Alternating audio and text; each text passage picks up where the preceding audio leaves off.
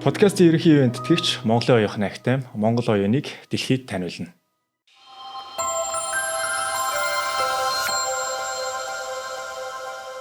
Подкастын хамтран ажиллагчаар их шүтэн төв Rings ресторан. За сайн уу манайхаа. Боловсролыг эрхийн хэлдэг та бүхэндээ энэ өдрийн мэндийг хүргэе. Ирээдүйг бүтээж буй хүмүүстэй уулзуулдаг бүтээгчид подкастын ээлжид нэгэн дугаар та бүхэнд хүрэхэд бэлэн болсон байна. Манай подкастын ерөнхий ивентгчээр Монголын оюуны Академи Монгол оюуныг дэлхийд таниулна. Хамтран ажиллагчаар Rings Center, Rings ресторан ажиллаж байна.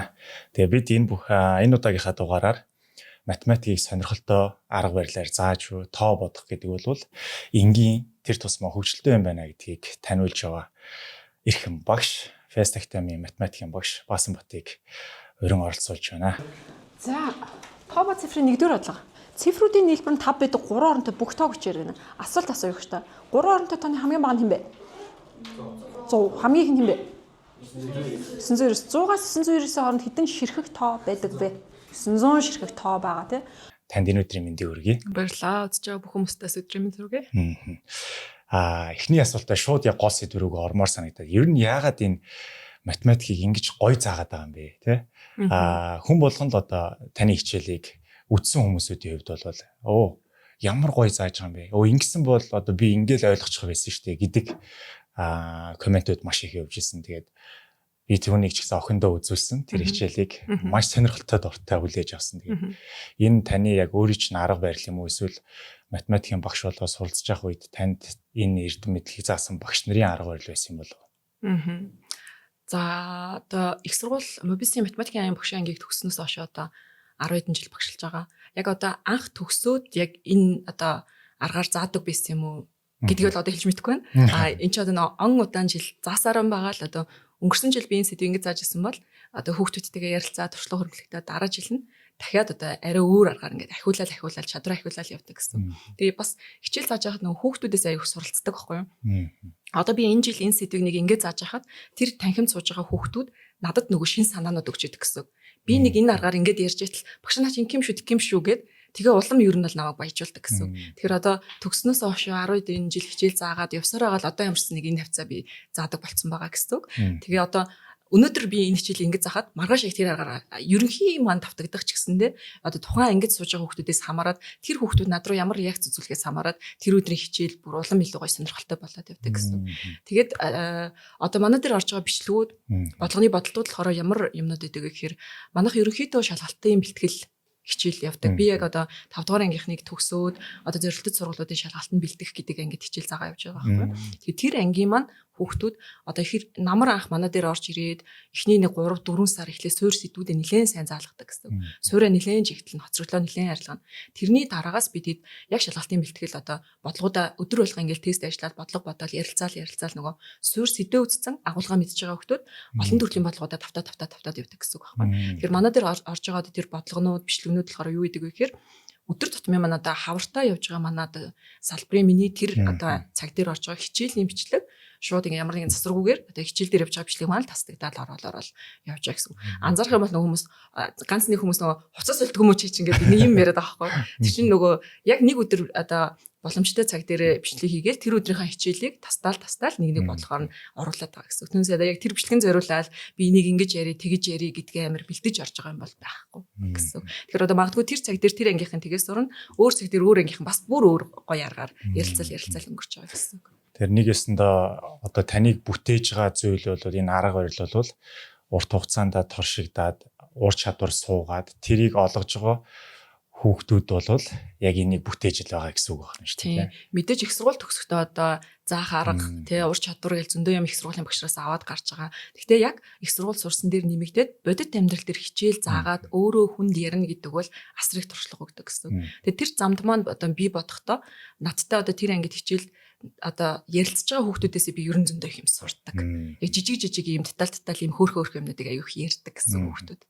Одоо хувь хүн өөрөө ийм хөгжилтэй хүн үү? Эсвэл яг тэр хичээл дээр тэр сая хэлж штэ мэдрээд тэр үедээ ингээд хичээлээ заагаад тэгээд ингээд сонирхолтой. Тэгэхээр магадгүй нөгөө багш нарын миний хувьд гэсэн багш тэгээд анзаарж байхад бол энэ багштай ойлголцох одоо багш сурагчдын хоорондын ойлголцол нэг цэг дээр ирэхээр хүүхдүүд хөгжөөд идэм байх гэж бас хараад байгаа байхгүй. Тэгэхээр нөгөө нэг энэ багштай дуртай байдаг хүүхдүүд чинь багш нь өөрөө юм хошин мэдрэмж бас өндөртэй байгаад байдаг. Тэгээ хошин мэдрэмжтэй багш юу үгүй юу? Ер нь уг хүн маань ер нь альва ямиг нэг юм ёчтой тий. Одоо шинэ ингээд хүүхдүүдийг ямар нэгэн алдаа төгтөгдөл гаргаж гисэн одоо энийг яагаад тэгж ангиж байгаа гэдгээс илүү дандаа юм хошин байдлаа юм марцсан. Би өөрөө ер нь жоохон марцсан төрлийн хүн байна. Тэгэхээр яг нөгөө математикийг яг үнэндээ ингээд бид нар ингээд тоо бодно гэдэг бол үнэхээр уйтгартай байхгүй. Одоо бидний үед бол хийх ёстой гэж томьёо зэвжлүүлэл хийх ёстой гэж би багшийн засныг сурах ёстой. Очоод яг энийг яг ингээд бодох ёстой гэдэг ерөнхий жоохон хайрцагтай байсан юм шиг одоо мэдрэмж одоо төрөөд идэг байхгүй. Тэнгүүд одоо орчин үеийн хүүхдүүдээр болохоор одоо миний бас хувь хүний онцлог багшлагаас айгүй их гардаг л та. Яг хүүхдүүд дээр болохоор юу гэхээр би заримдаа алдаатай бодлого өгчдөг байхгүй. Тэгэнгүүт нөгөө хүүхдүүд очиж гацсан штэ. Тэгээд тэн дээр нөгөө яг ийм хайрцаглагц хүүхдүүд яадаг гэхээр яг заасан аргаар ингээд болохгүйгийн л тухай ярьдаг гэсэн үг. Одоо тэрийг хэн илрүүлээд энэ угаасаа бодох боломжгүй бодлого штэ гэдгийг нь дуурах нь гэдэг дээр нэлээд юм хүүхдүүдийг хүлээдэг гэсэн. Тэр энэ завсарт зөрүүлээд бас нөө яг хичээл төлөвлөлтөн дээр бидэд аав ээж нар тэгдэг шиг ингээд гэрэн даалгаврыг 50 бодлого ингээд өгөө явуулахаар эхний 10-ын 20-ын манай хүүхд аягүй сайн бодцоод яг ингээд 30-аас нь эхлэж чадахгүй байх гэл тээ. Угаасаа бид эд чинь 30 дээр нэрээ гацаах гэж тэр бодлогыг тавьж байгаа байхгүй. Шууд хаа хамаагүй бодлогоно түгэл оруулдаг. Хичээлээ төлөвлөхдөө. За яг хамгийн easy ингээд амархан хэсэг нь эхний нэг 20 бодлого яваг. За нэг дундлын 20 бодлогон дээр нэг хүүхэд жоохон толгоогоо ажилуулдаг. А сүүлийн 10 дээр нь бүр нэлийн гацаад нухаг гэдэг байдлаар бодлогоо ер нь бол тавьдаг байхгүй. Тийм л байдаг та. Тэгээ одоо яг энэ би нэг юм судалгаа харлаа л да. Тэн дээр юу вэ гэсэн чинь математик одоо PISA-гийн олон улсын PISA-гийн шалгалт байгаа шүү дээ. Одоо үнэлгээний 15 настай хүүхдүүдээс улс оролцсон хүүхдүүдийг сорьдог. Тэгсэн энэ дээр бол яг хоо эхэндээ бид нар уншиж ойлгох чадварын гэдгийг судалж ирсэн чинь судалгааных нь хариу нь болохоор 3 хүүхд тутмын 2 нь ингээд уншсан сэдвээ ойлгохгүй байна гэдэг юм дүгнэлтэнд хүрсэн Монгол хүүхдүүдийн. Тэгээд тантай ингээд уулзах гад яг энэ математикийн энэ массын чадвар ер нь ямар түвшинд байгаа юм бэ? Хүүхдүүд аль түвшинд явж байгаа юм бэ гэдгийг ингээд үзсэн чи яг PISA-гийн шалгалтын үзүүлэлт нь аимшигтай үзүүлэлт гарч ирлээ л дээ. Нийт хүүхдүүдийн 49% нь 2 дугаар левелдээ чүү хүрсэн гэж. Тэгэхээр 51% нь хүрээгүй гэсэн үг байна шүү дээ. Энэ дундаас 2% нь хамгийн өндөр левел буюу 5-6 дугаар түвшиндээ хүрч чадсан байна. Тэгэхээр энэ бас унших чадвар болон энэ математик сэтгэлгээ аль алинд нь бас ингээд Монгол хүүхдүүдийн хувьд бол масараа юм сул байгаа юм байна гэж хараад. Тэгвэл одоо ер нь энэ массын энэ математикийн түвшин тааруу байгаа нөхцөлийг сайжруулах боломж бид нарт ер нь байгаа юм. Зөв. Яг одоо нөгөө тэр 20 онд хийсэн PISA-гийн судалгаа энтрийг харахад бол яг багш хүний хувьд бол жоохон имзэглэмээр шүү дээ тийм.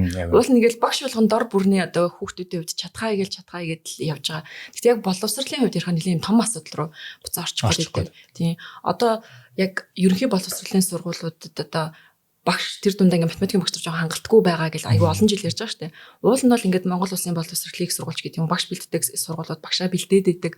Багш нарыг төсөөд идэг. Гэхдээ яг төгссөн хойно бас яг багш мэргэжлийг сонгож ажиллах нь одоо яг бодит амьдрал дээр жоох хэцүү байгаа байхгүй. Тийм тэгэхээр одоо Монгол хүүхдүүдийн математикийн боловсролын түвшин ер нь бол жил ирэх тусам жоохон одоо яг миний хийдэг ажлын хувьд бол муудаж байгаа. Одоо чинь 2017 16 оны үед бид анх болохоор манай Fast Academy чинь нөгөө Кембриж хөтөлбөртөө улсын төлбөргүй шалгалт аваад эсвэлдэг сургуулиудад хүүхдүүдийг бэлддэг байсан.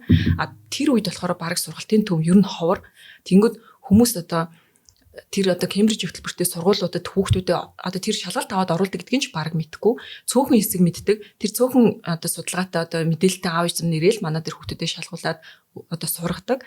Тэгэд он жил ирэх тусам одоо нөгөө нэгнээсээ мэдээлэл дамжаад одоо эхний жил нэг 20 хүүхдэд одоо шалгалтын бэлдээл бидэд аваажил оруулж исэн бол тэрний дараа шинэ 40 60 гэх нэг өсөлттэй одоо хүн болгонлоо тэр үн төлбөргөөс улсын сургуулиуд руу хүүхдүүдэд оруулах тийм сонирхолтой болоод одоо бол нийгэмд бол 5 дугаар анги төгсөж байгаа хүүхдтэй эцэг эхчүүд ихэнх нь л дээ 1-р сургууль 11-р сургууль шинэ нэрэн шинэ эхлэл гэл энэ мундаг сургуулиудад одоо хүүхдээ оруулах юм асар сонирхолтой болчиход байгаа юм. Тэнгүүд олон жилийн өмнө болохоор бид яадаг гэсэн бэ гэхээр манай дээр одоо суухын тулд шалгалт өгөөд манай дээр тэнцчихвэл тэдгээр хүүхдүүдийг одоо өргөжлүүлээ бэлтъя. Ерөнхийдөө бол нөгөө нэг бид эдийн зарчим ерөөсөө хүнд одоо худлаа ярьж болохгүй. Үнэхээр төвшин доогуур хүүхдийг бид хэд 1 жил бэлдээд үнэхээр стандарт барихгүй байгаа хүүхдүүдээр бас үнэхээр жилийн дараа тэр шалгалтанд бэлдээд амжуулаад тэнцвэрлэнэ гэдэг жоохон боломжгүй байхгүй. Яг мэдээж энэ олон жилийн турш цөөхөн тохиолдолд тэгээд тэнцвүүлж байгаа хүүхдүүд бол байгаа. Тэгэнгүүт бид хэд юу гэж харсан бэ гэхээр манай фест тимийн математик багш нар ерөнхийдөө ер нь одоо нөгөө цөөхөн хүүхдүүд дээр шалгалт даваад тэнцэн боломжтой ерөнхий арай стандарт гайгүй мэдж байгаа хүүхдүүдийг бэлтгэх нь одоо нөгөө тэр чинь нэг 10% орчим тий ойролцоол аюу цөөхөн хувийн л бид нар бэлдэж чадаад байгаа байхгүй. Үлдсэн 90% нь одоо хэн бэлтгэх юм бэ ч юм уу тий. Үнэхээр ингээд сургалтын төвүүдийн шалгалтанд тэнцэхгүй байгаа хүүхдүүд тэр хэн ажиллах юм гэдэг нь аюу хэцүүлж байгаа байхгүй. Тэгэхээр тэнд масс маань одоо нийт хүүхдүүдийн маань ихэнх хувь нь тэнд одоо бараг л нэг юм шалгалтанд бэлддэг сургалтын төвдөө сууж чадахгүй. Одоо сургалтын төвдөө хүртэл ингээд суух боломжгүй юм шиг байдал үүсээд байгаа. Тэгээ одоо он удаан жил бид хэд одоо сургалтын төвөөр ажиллаад сүүлийн жилүүдэд сүүлийн ер нь нэг 4-5 жил орчим бид хэд яаж байгаа гэхээр манайхаа төвшин тогтоох шалгалт бол аавна. Төвшин тогтоох гэдэг нь үлсэх шалгалт. Ерөнхийдөө одоо таны хүүхэд ирэхэд өнгөрсөн одоо хичээлийн жилээс энэ сэдвийг мэдэж гинөө мэдэхгүй байна гэдгийг зөрүүлээд давхар аав ээжийн шалгаад байдаг гэсэн үг. За хүүхдийнхаа ерөнхий өнөөдрийн одоо байгаа төвшин хүлээн зөвшөөрөөд бидэртэй хамтарч ажиллаж чадах юм уу та чадахгүй мүү гэдэг дээр нь одоо шалгалт аваад байгаа гэсэн.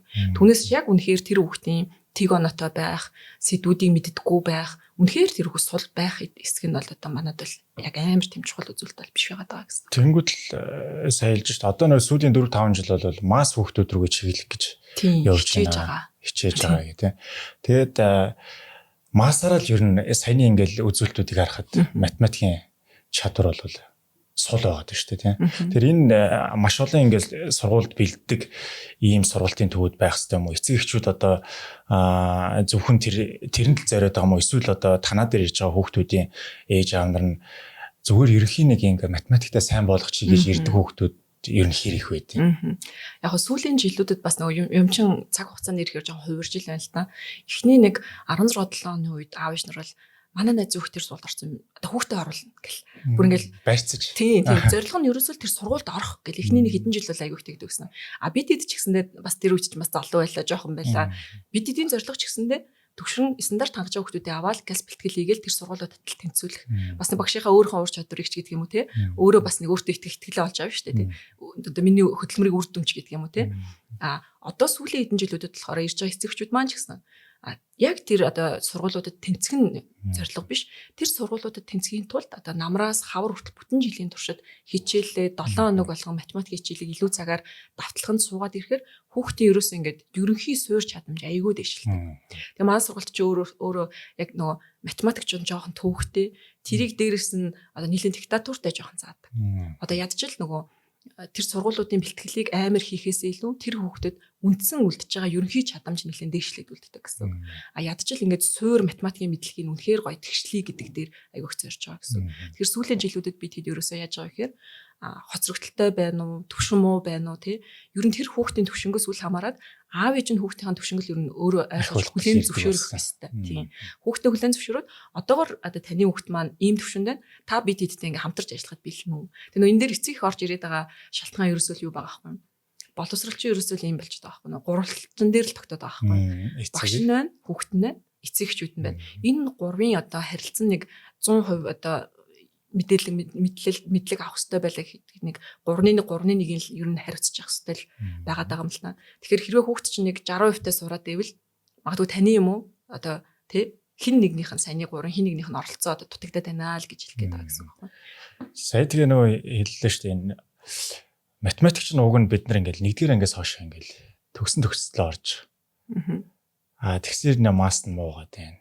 Тэгээд эцэг эхчүүд сүүлийн үед бас нэг эрэг болж байгаа дээр нь бас сонсоход таатай байна. Яагаад вэ гэхээр заавал нэг шалгалтанд гэхээс илүүтэйгээр математик сэтгэлгээг сайжруулъя. Энэ хүүхдүүдэд бол математик заавал хэрэгтэй гэдгийг ойлгож байгаа юм болоо гэж харж байна. Тэнгүүд л энэ математикийн хичээл заагаад байгаа багшийн хувьд багш нарын хувьд байгаа мó эсвэл хүүхдүүдэд байгаа мó энэ чинь 12 жил үзэж байгаа сэдв тэгсээр нийт хүүхдүүд нь хоцрогдолтой байдаг юм. Магадгүй нэг таны бодлоор ч гэдэг юм уу. Энэ юутай холбоотой байгаа юм бол яагаад хүүхдүүд заавал сургалтын төвд хамрагдахгүйгээр тэр ерөнхий боловсролын сургуультай математика сураад сайжруулж болохгүй байна. Аха. Зөв. Ерөнхийдөө яг миний мэдлээс давсан л асуудал болчиход байна л та. Тийм. Тэгэхээр одоо би бол өөрийнхөө хувьд гэдэг юм уу. Тийм. Манай төвийн хувьд одоо бүх боломжит хувилбараар ажиллаж байгаа маань л одоо энэ гэх юм уу те. Уул нь бол бид энэ ийм амьдрал руу одоо ийм ирээд өгсөж байгаа байхгүй юу. Одоо сайн сургууль гэж юу юм бэ гэдэг асуултанд танай гэрээ чин гадаа байгаа хамгийн ойрхон баа сургууль хамгийн сайн сургууль шүү дээ. Та гэрээ хажуу талын сургуульд л хөгтөв. Тэр чинь л хамгийн сайн сургууль гэж ийм итгэл одоо дүүрэн ийм эцэгчүүдэд хариулдаг ийм одоо нийгэм ирээсээ ч юм уу тэр нийгмийн төлөө л одоо жоохон өөрийнхөө хувьд чадлаараа хичээж байгаа ч гэдэг юм уу тийм байгаа байхгүй. Тэнгүүд яг одоо ерөнхий боловсролын сургуульд ч одоо 750 мянган сурагч сурж байгаа гэдэг лүү дээ. Тэнгүүд нэг 37 мянган орчим багш байгаа гэд нэг судалгаа байдаг байхгүй. Тэнгүүд тэр 37 мянган багшийн одоо нэг 40 орчим хувь нь гэх нэг 13-4 мянган бага ангийн багш. Тэгэхээр бага ангийн багш бол нөгөө бүх хичээлээ заачдаг шүү дээ тийм. Тэнгүүд би ч одоо яг математикийн багшийг аваад үзэхээр тэр үлдчихэж байгаа 23 орчим мянган одоо зөндөө олон хичээл байгаа шүү дээ. Математик, физик, хим, биеийн тамир. Тэр 23 мянган багш дотроо одоо яг математикийн багш нэг л 3-аас 3500 орчим математикийн багш байгаа гэд одоо судалсан судалгаа байгаа даахгүй. Тэнгүүд 750 мянга орчим хүүхдүүдэд одоо яг дундаас дээшийн ангит нь одоо тэр 3000-аас 3500 орчим багшлан гэдэг нь ер нь одоо тооны хувьд бол хүрэлцээ угаасаа байхгүй гэсэн үг байхгүй. Тэгэхээр үнэхээр гэрээ чин гадаах сургууль сайн сургууль штэ. Яг үнэхээр нөгөө нэг суурнасаа боловсролын систем нь гоё байгаа л их сургуулаа төгсвөл одоо өөрийнхөө харьяа дүүргийнхаа ерөнхий боловсролын сургуульд ажиллаад тэгэл тэр сургууль үнэхээр сайн сургууль байгаа л ийм зарчмаар явах нь уул нь бол зөв. Гэхдээ одоо яг нөгөө бид эдийн шийдэж чадахгүй олон зүйл. Тийм олон хүчин зүйлээс хамаарат одоо нэгэнтэй л ийм одоо хүүхдүүд маань масаар хоцрогдолтой байна. Нэгэнтэй л багш нар маань хүрэлцэхгүй байна. Дээрэс нь багшаар төгсөж байгаа хүүхдүүд маань бас багшлагыг дурлаж гоё сонгохгүй байна гэсэн үг.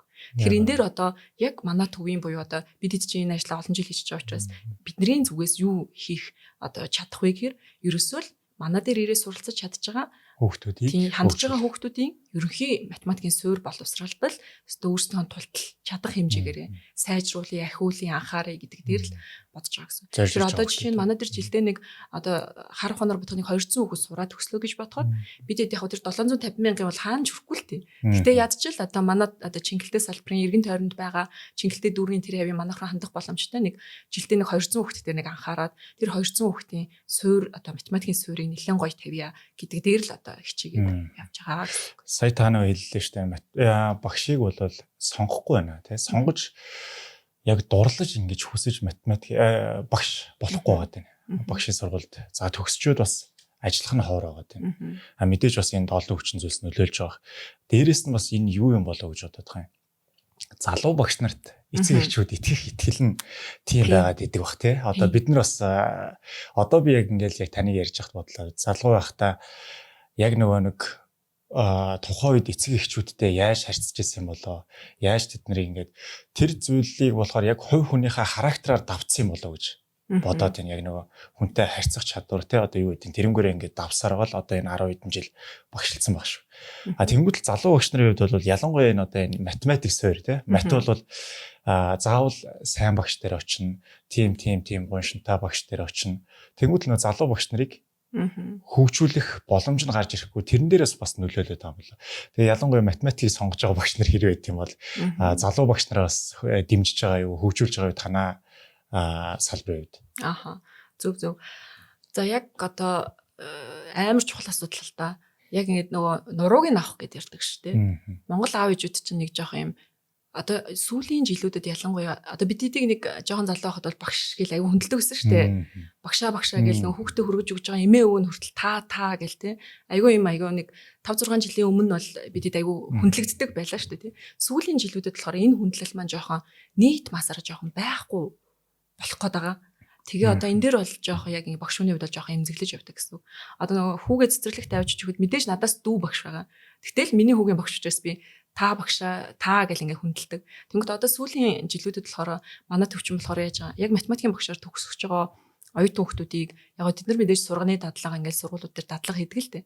Гэхдээ яг бүтэн жилийн туршид ингээд сургалтын туршид одоо миний хичээл дээр яг хүүхчийг адилхан суугаал тий. Тэр хүүхдүүд ямар мэдрэмжтэй байдгийг зөрүүлэл дараагийн ангид өөрөө одоо над дээр сунгуудаа дараагийн цаг дээр туршид зааж үзээл энэ мен чинь бол залуу багш нарыг одоо хөгжүүлэхэд одоо юугаарч үнэлшгүй айгу тийм том юу байхгүй юу. Их сургуульд мэдээж ингээд лекц заан, сурганы хичээл заан зөндөө бол юм. Одоо яг математиктэй холбоотой юмнууд заан. Тэгэхээр яг бодит амьдрал дээр одоо их сургуульд сурсан юм аа яг ингээд урдаас чи хараа сууж байгаа нэг 15 Бүлтээсэн нүдэнд яг тэр их сургуульдаас сурсан юм гараад бас яг тэрүүгээр нь бол ярихдаггүй тий. Тэгэхээр яг ямар насны хүүхдүүд нөгөө хүүхдэн зөрүүлээд реакц үзүүлнэ надад. Тэгэхээр тэнд би ямар хариу үйлдэл гаргах уу гэд яг хичээлийн явцыг тэр ангийн уур амьсгалыг авч явна гэдэг чадварыг бол яг жинхнээс ингээл тийм практик дээр туршаад өөрөө хичээл зааж үзээл мэдээж алдсан шүү дээ. Алдаад дараагийн цагийнхаа хичээл дээр за би өмнөх цаг дээр энэ сэдвийг захтаа энд ийм алдаа гэсэн учраас дараагийн цаг дээр би ингэж ярих гэдгээ өөрөө ингээл дүгнээл сайжруулаад ер нь энэ хэсэг бол айгүй хэрэгтэй. Яг багшийн дадлага бол хийдэг л дээ.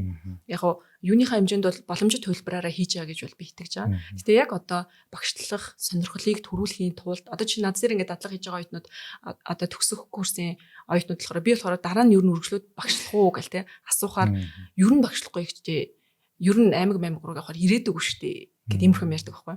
Тэгээ намар над дээр орж ирээд миний хичээл дээр яг хүүхдүүдэд адилхан суугаад тэр чин зөндөө процесс өрнөн хичээл заах ийм гоё штэ ийм штэ гэд яг одоо ингээ миний хичээл дээр сунгууд яадаг вэ гэхээр ер нь багшлах дэжгүй юм шүү гэдэг яриа жилийн голоос орж ирнэ.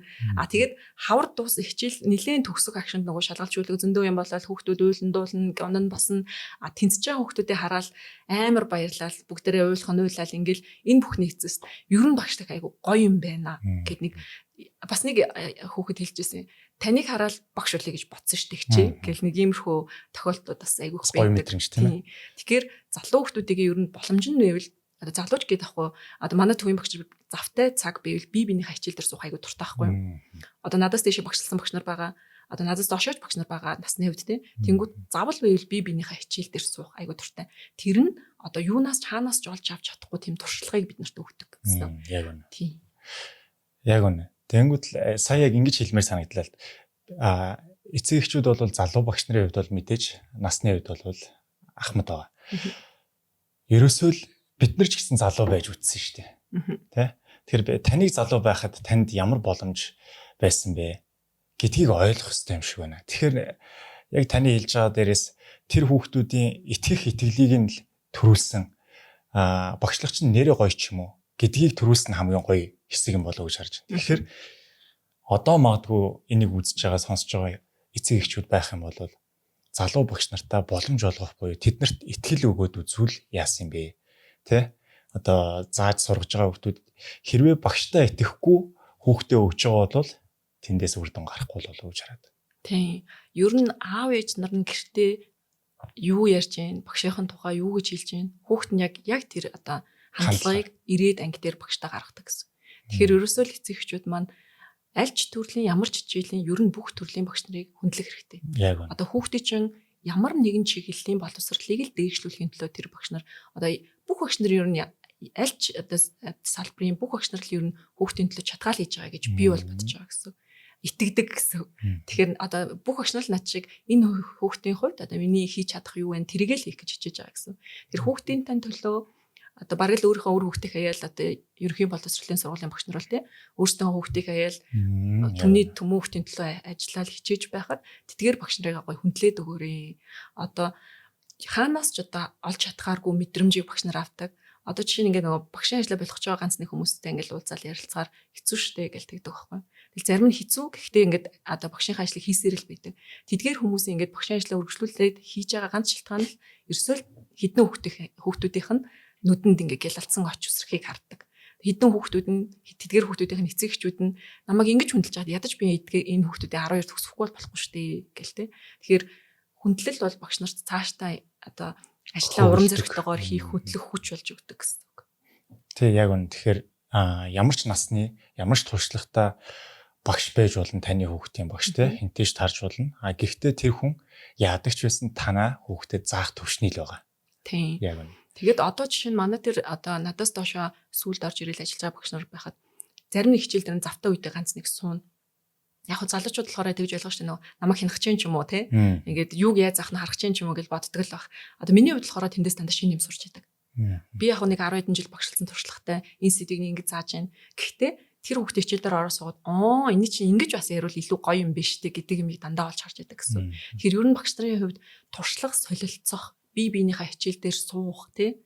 Одоо би энэ сэдвийг ингэж ярьчаал би өстө хамгийн лаг ярьдаг юм уу? Би болж байгаа ч юм уу болохгүй байгаа ч юм уу ер нь өөрөө мэдэхгүй шүү дээ тий. Ялангуяа залуу хүмүүс бол тэгэхээр ер нь л олон багшийн хичээл дээр суух туршлага солилцох нь ер нь багшийн ур чадрыг бол нэлээд дээшлэхэд үнэтэй хувь нэмэр оруулна гэсэн.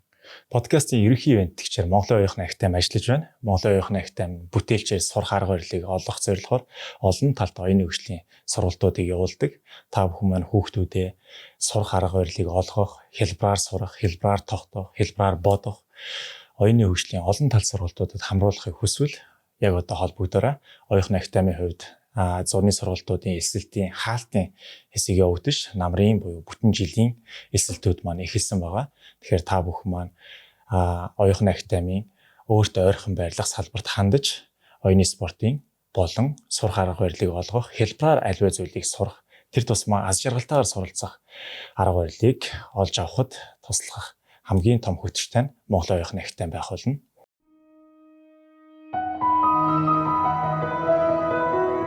Подкастын ерөнхий ивент тэтгэгч Монголын оюухны агтайм Монгол оюуныг дэлхийд таниулна. Подкастын хамтран ажиллагчаар Rings Center, Rings ресторан ажиллаж байна. Тэгэхээр та бүхэн хан хэлсийн урд байрлах, яг туулгын ирэг дээр байрлаж байгаа Rings ресторанаар үйлчлүүлээрээ хамгийн тухтай, хамгийн дулаахан, хамгийн тав тухтай орчин болвол энд байгаа гэдэгт итгэл төгсөөлж болно.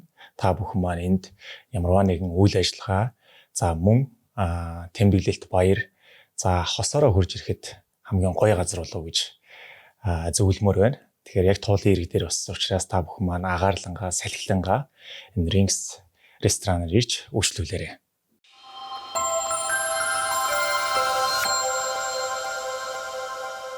Подкастын хамтран ажиллагчаар их шүтэн төв Rings ресторан. Тэгэхээр маасаар нь л багшийн сургуульд одоо суралцж байгаа багш болох гэж тэмүүлж байгаа хүүхдүүдэд багшлах ийм гоё гэдэг сэтгэл зүйг л анханаас нь суулгаж өгвөл зүгээр юм байна. Магадгүй одоо тэр хичээл нь ордог л бахал та.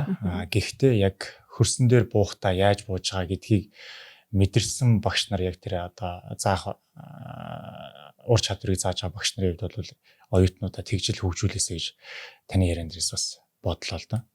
Тэгээд эргээд хоёлаа яг энэ математикт дурлах энэ шалтгаан яагаад заавал математик хийх ёстой юм ч гэх юм уу. Хүүхдүүдийг ер нь багаас нь математикт сургах гол шалтгаан, гол зүйл нь яг юу юм бэ? Яг хүмүүс ярьдаг шүү дээ. Та бодох хэрэггүй энэ олон томьёо чинь амьдрал дээр хэрэг болдгүй. Гэвч энэний чинь цаана өөр нэг зүйл байдаг. Тэгээ яг дурлуулах шалтгаан, математикийг заавал хийх ёстой шалтгаан нь яг юу юм бэ? Математик чинь ер нь бүх одоо шинжилгээ ухааны суурь гэдээ яриад байгаа шүү дээ.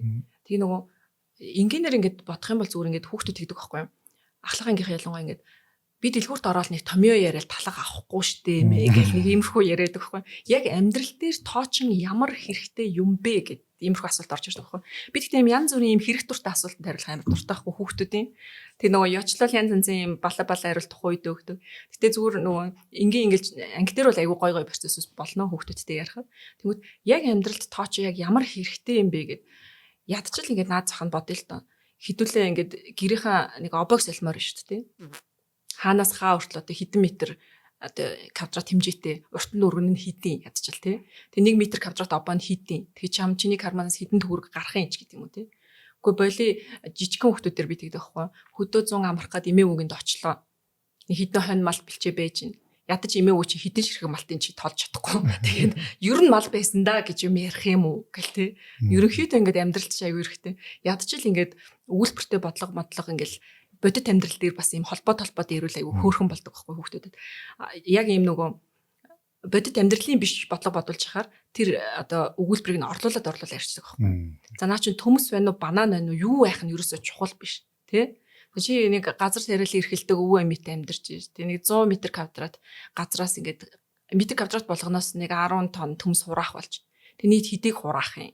За тэгээд тэр хураасан төмснийхөө чиний одоо 10.3-ын чамааг аваад сургуулийнхаа төлбөрийг одоо хуцандраа аваарай гэвэл чи хэдэн төгрөгтэй болж чадах юм ядчил гэл ингээл хүүхдүүд ингээл явуулаад би ингээл өргөжлүүлэх яриад байдаг байхгүй. Таны хичээл яг тийм байсан учраас хүмүүс илүү хүрсэн баг амьдралтай.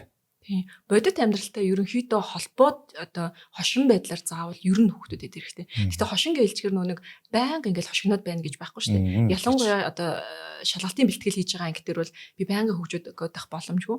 Гэхдээ одоо нэг 5 дугаар ангийн нэг 10 11 настай хүүхдүүд дээр 2 цаг 3 цагийн туршид энийг ингэж боддог. Яг ингэж бод гэдэг бол үнэхээр амар.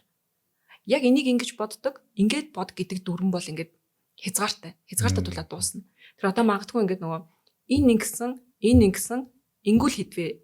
Энэ ингэсэн ингүүл хідвэ гэдэг асуулт ингээд 10 явлаа шүү дээ. Хүүхэд энэ ингэсэн ингүүл хідвэ гэдэг асуултанд 10-удаа хариуллаа, 11 дахь дээр нь хариулна.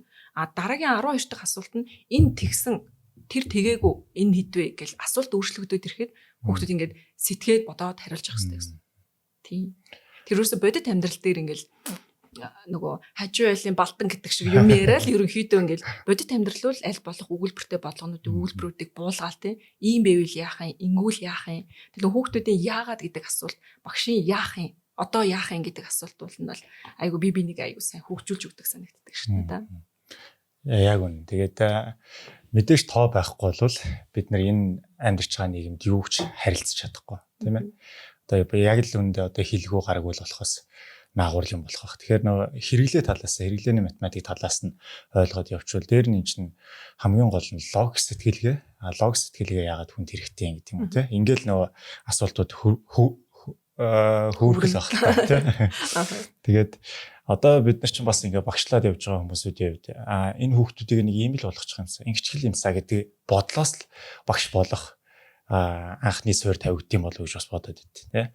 Тэгээд нэг хүүхдүүд дээрээ ч гэдэг юм уу энэ л ур чадварыг эзэмшээсэ энэ ур чадварыг хүүхдүүд эзэмшүүлгээд хүүхдүүдтэй хэлдэг зүйл байдаг болоо магадгүй одоо энэ үзэж байгаа хүмүүс яг энэ ур чадварыг л хүүхдүүдтэй заавал эзэмшүүлээрэ зориороо гэдэг ч юм уу. Зөв.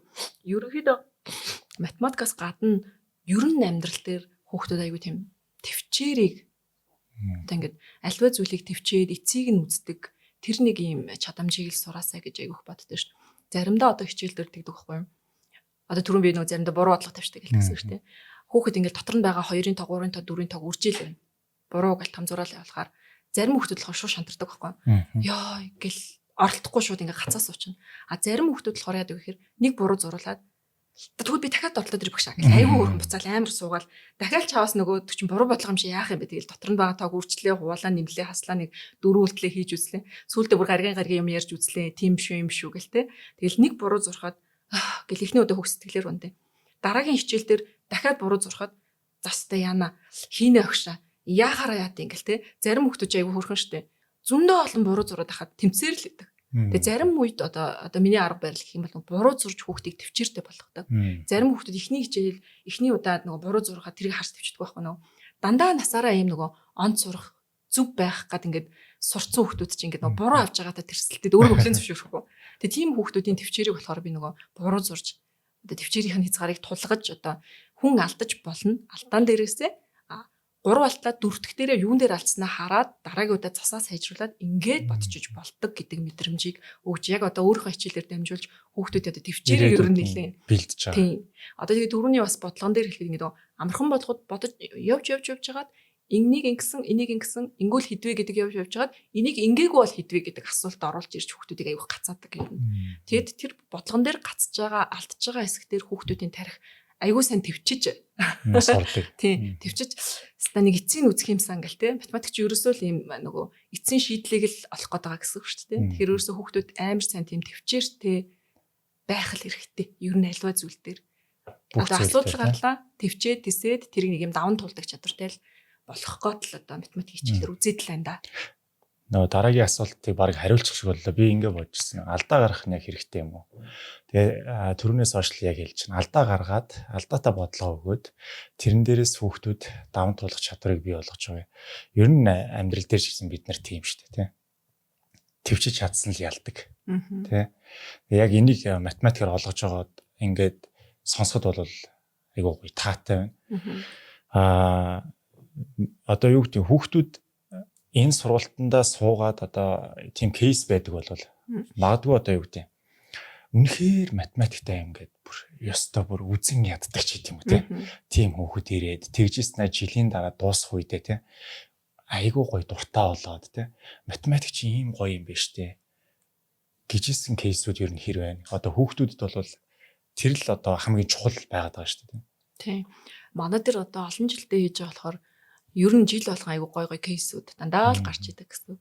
Хамгийн ойрхон одоо өнгөрсөн жил бид чинь намартаа нэг ерөнхий нэг элсэх шалгалт авч ирч тий. Тэр хүүхэд одоо аль сэдвийг мэддэггүй юм уу? Гарааны цэг нь ямар ингэж үнэлж байгаа байхгүй. Нөгөө аав ээжтэй нь уулзаад төвшин тогтоох шалгалт гэж нэрлэдэг байгаа элсэх шалгалт. Тэр шалгалтын дээр би нэг 5 дугаар ангийнхнаас нэг 10 бодлого шалгалт авдаг юм. Тэгээ 10 бодлого нь ер нь бол энгийн өмнөх жил буюу одоо 4 дугаар ангийнхаа суур мэдлэгийг мэдэж гин үү үгүй юу гэдгийг нь л дөрвөлтлээ чадж гин үү? Ерөнхий өгүүлбэр уншаад ойлгож гин үү ч гэдэг юм уу те. Тэгээ авдаг юм. Тэгээ тэнийг аим шартай бандэрсэн байхгүй над дээр. Мөх шингээд. Тэгээ тийг он авцсан. Дөрвөлтлээ ч хийж чадахгүй ч ингэ уйлаад байгаа. Би танаас сургалтын чи орно гэд бүр ингэ нулимсаа гожил уйлаад. Тэр дэхтээ өөр ингэ хүүхдээ онцлог нь айгүй юм шартай хүүхдээс байхгүй. Тэгээ яг шалгаж байхдаа ч гэсэн хүүхдүүдийг ингээд хардаг л та. Ерөнхий ингээд тэр хүүхдийн өөрийнх нь ингээд байгаа байдал нь ямар юм тэгээ ерөн цаашаа юунд хүрэх юм ингээд одоо баг нэг олон жилийн дунджаараа гэдэг шиг намар шалгуулж байхад за энэ хүүхд чи ер нь тэр хвцаа сурах бах та гэдэг нь баг одоо шалгуулаа ярилцж байх үедээ баг хүүхдүүд ингээд харагддаг болчихдог байна. Тэгээ би мөнгөчөн уйлал тэгэл ямар ч гэсэн гүрээсээр байгаа л би авахгүй гэд. Тэр чинь бас нэг хүүхдийн төвчээрийг шалгаж байгаа байхгүй. Шууд ингээд бид нар ер нь бол ирсэн бүх хүүхдүүдийг л авна л та. Тэгтээ тэр хүүхд ингээд төвчээрээс хаана хөрөх нь үзэл чамаг сургалтанд авахгүй чи ингээд оншилж байгаа. Тийм. Өрчөж хувааж чаддаг юм чамаг би авахгүй гэсэн чинь би өстө чадна гэнгээ над руу уурлаад байгаа байхгүй. Гэтэ яг багш юм болохоор ингээд нэг яг амар яач чадахгүй ээж рүүгээ уурлаа ингээд нулимсэн гоожол ингээд байгаа. Тэгээ би энэ л шалгаж дуусаад бүртгэчээд тэгээд би тэгтээ хүүхдүүдийг бод гэдэг юм. Манайх ийм яа. Би чамд зөндөө ачаалал өгнө. Ингэн. Яг хүүхдийн ярьдаг гэсэн үг. Аав ээжийнх нь хажууд. Чи тэгээд энэ ачааллыг дагаад чадна гэвэл ороод ир. Чадна гэд ороод ирвэл багш чинь чиний чадах бүх зүйлээ хийж өгнө. Чадах хэсгийг эхлээд нэг жоохон бодчих. Чи одоо ингээ уйлаад уурлаад шууд ингээ шийдвэр гаргахад жоохон боломжгүй байна. Чи тайвшраа гэртээ очиж бодчих. Тэгээ буцаа над руу өөрөө ярээрэй гэд хүүхдүүдийн өөрөө над руу ярээрэй гэд хүүхдэд өөрөө хоцсон дөрөв болчихдог. Тэгээ нөгөө чи орой залгаал би ботцоо чаднаа л гэж байгаа. Тэгээ тэр хүүхдийг аваад бүтэн жил намраас хойшоо сураад эхний хэсэгтээ бол жоохон зовлолтой. Мэдээж нөгөө суур байхгүй ороод ирчихэж байгаа юм чинь те ямар нэгэн байдлаар тэр хүүхдүүдний алдагдал үүснэ л байгаа гэсэн үгтэй үжиж бааж чадахгүй нэ гэдэг чинь. Тэгээд суур хэсгийг нь эхний хэдэн сар нэлээд жиглэн. Тэн дээр бол хүүхдийн нэлээд төвчээр гарна. Хүүхэд аав ээжийн ч гэсэн төвчээр гарна. Гэхдээ юм нь суулгаал байдаг, даалгавар өгөөл байдаг. Нөгөө хүүхэд нь өдөр болгоно л даалгавар хийгээл байдаг. Тэгтээ нэг юм аhiхгүй байгаа ч юм шиг те нэг эхний хэдэн сар аюу төвхтэй ч юм шиг те. Манайх чинь тэр нөгөө даалгавар хийхгүй бол уцтаа л аав ээж нь хүүхдээ нэмж авчир гэдэг аюу төвхтэй шүү дээ. Тэнгүүд аав ээж нь бас төвчээр нэлээд явна гэсэн. Тэгээ хавартаа явж жагаад нөгөө хүү маань аваа хөөрхөн болсон. Тэгээ аваа хөөрхөн болоод нөгөө угийн нөгөө шартаа өгч улам өөртөө ихтгэлтэй болоод бүрстэй галзуу ганц гэдэг шиг болсон манай те. Тэрүүгээрстэй төвөдөг болсон. Багш нарын өөрөөрөөстэй хүссэн үедээ орж иж хинтэй ч хамаагүй ямар ч хамаагүй бодлого ярьж мэрдэг. Наа чи инх юм шүү, тэг юм шүү гэдэг аюу юм чөлөөтэй.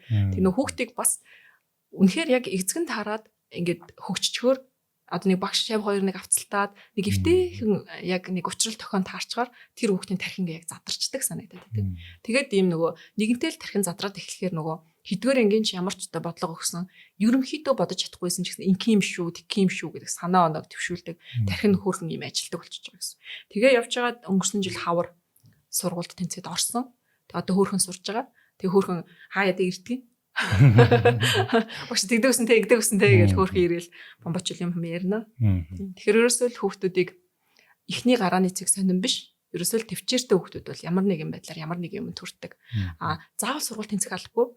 Одоо чинь ингээ манай дээр 30 хүүхэд байхад нэг 15 хүүхэд нь сургуулаа шийдээд хүссэн сургуультай орж байгаа. Нэг 15 хүүхэд нь сургуульд орохгүй үлдэж байгаа. Гэтэ тэр 15 хүүхдийн хувьд яг өөр өөрсдийнх нь одоо хувьд бол нэлээд ахиц гараа явдаг гэсэн. Бүгднгийнх нь одоо математикийн суур айгуу гоё болно. Аль сургуулийн 6 дугаар ангид сурахад 6 дугаар ангидаа бол хинэн ч байсан одоо толгой өвдөхөргүү тийм болно.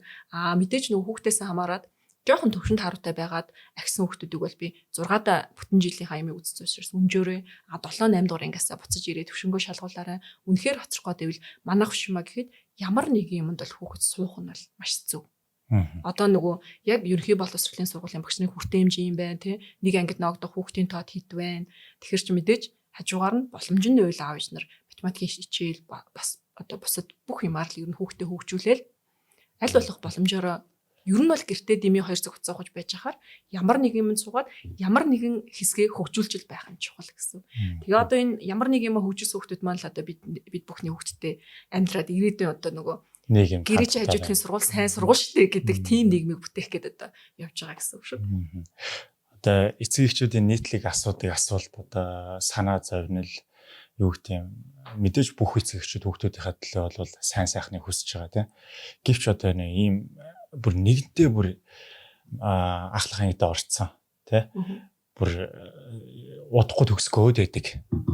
Тэгсэн нөгөө хүүхдийн одоо юу гэдэг сурах чадвар За хоцрогдол төвшингийн тогтоогод үзэхэд бараг 6 дугаар ангийн төвшөндөө хүрэхгүй байх тохиолдлууд бас их гараад байна. Тэгээд нэгэнтээ бүр ингээд асар хоцрогдсон байгаа хүүхдүүдийг ер нь яаж байгаа вэ? Одоо ялангуяа математик дээр аваад ярил. Манай дээр хүүхдүүд байна уу? Ер нь хэр их байна? байгаа ялангуяа одоо нэг ахлах ангийнхан бол яг байх ёстой стандарт төвшнөөс жоохон ч байхдаа нэлээд доош ярьдаг. Одоо шинэ 12 дугаар анги намар одоо би 12-т орох гэж байгаа 11-т орох гэж байгаа гэж байгаа мөртлөө төвшин тогтоох шалгалт авахаар манай одоо 6 дугаар ангийн стандарт одоо мэдлэг нь хоцрогдсон тий. Наацхан одоо энгийн батаргаа хийхээ мэдэхгүй явсаран байгаад нэг 10 11 дугаар анги болцсон нэг иймэрхүү хүүхдүүд айгу олон байгаа даа. Тэр хүүхдүүдэд болохоор хандаж одоо манай зүгээс юу илж байгаа гэхээр аль болох эртгэн л ороод ир. Тэгээ бид хэдийн зүгээс бэж болох боломжит төлбөрөөр л хичээлнэ. Одоо яг манай үндсэн сургалтууд бол хагас мөцөнд ордог байхгүй юу? 7 өнөختө 2 удаад ордог гэсэн. Ахлах ангийн даа ялангуяа тэр 11 12 дугаар анги гээд одоо тун утахгүй амьдралаа шийдэх шалгалтаа өгөх гэдэг шүү дээ. Тэр шалгалт өгөх гээд хичээж байгаа ямар ч хоцрогдолтой байсан хүүхдүүдийг бид хэд амралтын өдрөөс гадна ажлын өдрүүдэд нэмэлт цагаар нэлээд их дууддаг гэсэн. Нэлээд л үүддэг гэсэн. Тэгэл дахиад нөгөө түрүүний хэлсэн хүүхдийн төвчээр чиний төвчээр хүрээл 7-ны 7 өдөр чадчихлын үйл одоо багш нь боломжтой цаг маань 7 өдөр байна уу 6 өдөр байна уу 5 өдөр байна бүх боломжтой цаг дээр чиний хувьд одоо хийж чадах бүхнээ л хийнэ гэсэн. Одоо шинэ 7-ны 2 өдрөөс хоцрогдолтой хүүхдүүд жоо хангалтгүй л идэл та 11 12 дугаар ангийнхан дээр 7-ны 2 хагас мөцөнд ирээл ажлын 5 өдөр нөгөө сургууль дээрээ сураал дараагийн хагас мөцөн гэхэд тэр хүүхдүүдийн бас тийм их хоцрогдлыг бид нар нөхөж амжихгүй гэсэн үг шүү дээ. Жишээ нь одоо 11 дугаар ангийн хүүхд чинь 6-аас хойш 4 жилийн хоцрогдлыг бид нар 1 жилийн дотор шахаад ингээд бүтэн амар фул болох боломжгүй байхгүй. Тэгэхээр 7-ны оролтын тоогоо давталгын цаг тавьж нэмээд одоо ахлах ангийнхан дээр бол нэлээд их нэмэлт давталгын цагаар л шийдэж байна да. Одоо бид бүхний хийж чадах одоо зүйл тэр байгаад байна гэсэн үг. Тэгэхээр одоо сонсож байгаа аав иш нар байвал тийм. Одоо хүүхд чинь 8 дугаар анги 9 дугаар ангиуд эртгийн юм суулгаарэ. Юу ч хийж болно. Тийм юу байх нь хамаагүй. Бүх багш нар л хүүхдийн хувьд одоо чадхаараа хичээж байгаа гэж би бол итгэдэг гэсэн. Манай дээр ажиллаж байгаа багш нар тийм учраас одоо би гадуургаа бүх багш нарыг л тэгж бодож байгаа гэсэн. Одоо сүүлийн үед нөгөө сургалтын төвөөс аяг их болцсон. Анх одоо бид чинь бараг л монопол юм шиг тийм одоо сургалтын төвд олон байдаггүй байсан. Тэгвэл одоо бараг хаалга болгонд л сургалтын төв болох нь холгүй болж байна. Гэхдээ нэг талаараа яг би бол энийг сайн зүйл гэж бодож байгаа. Хин нэгний одоо яг тэр 40 50 хүүхэдтэй ангита ойлгож чадахгүй байгаа тэр сэдвийг ямар нэгэн сэдвийг л тэр өрөөнд дотор ямар нэгэн багш нөхөд өгч байгаа гэж итгэж байгаа гэсэн. Тэгэхээр нэг талаараа одоо сайнаар нь харах юм бол ядчил ингээд нэг хаалга болгон 5 хүүхдийн төвшин ахаад яваад ивэл тэр чинь нэг бидний нэг массын тий ядч нэг 50% ч юм уу шийдэгдэж байгаа гэсэн. Бид эдийн одоо жишээ нь жилдээ одоо манай салбар дээр 200 манайх чинь 4 болгон салбартай гэхээр нэг 1000 хүрэхгүй хүүхдийн математикийн тэр жилийн боловсролыг нөхөж гинэ гэж бодоход бидэд чинь ерөнхий боловсрол одоо 750 мянган хүүхэд одоо Монгол улсад байгаа дээ шүү дээ. Тэгэхээр ер нь яг ирэмбэнд оруулах зүгээр яг шүүмжлүүлсэндөө шүүмжлэлтэй зүйл байгаа. Гэхдээ ядчил тэр хаалга болгонд нэг 5-5-аар нь хүүхдүүдийн хоцрогдлыг арилгаад ивэл бидний одоо ирээдүйн гэрийн чинь хаяндах сайн сургууль үүсгэхэд одоо дөхүү болж байгаа л гэж байна. Одоо бидний дахиад яг энийг ингээл ярихаар нөгөө эхэлсэн цэг дээрээ л дахиад очиод нөгөө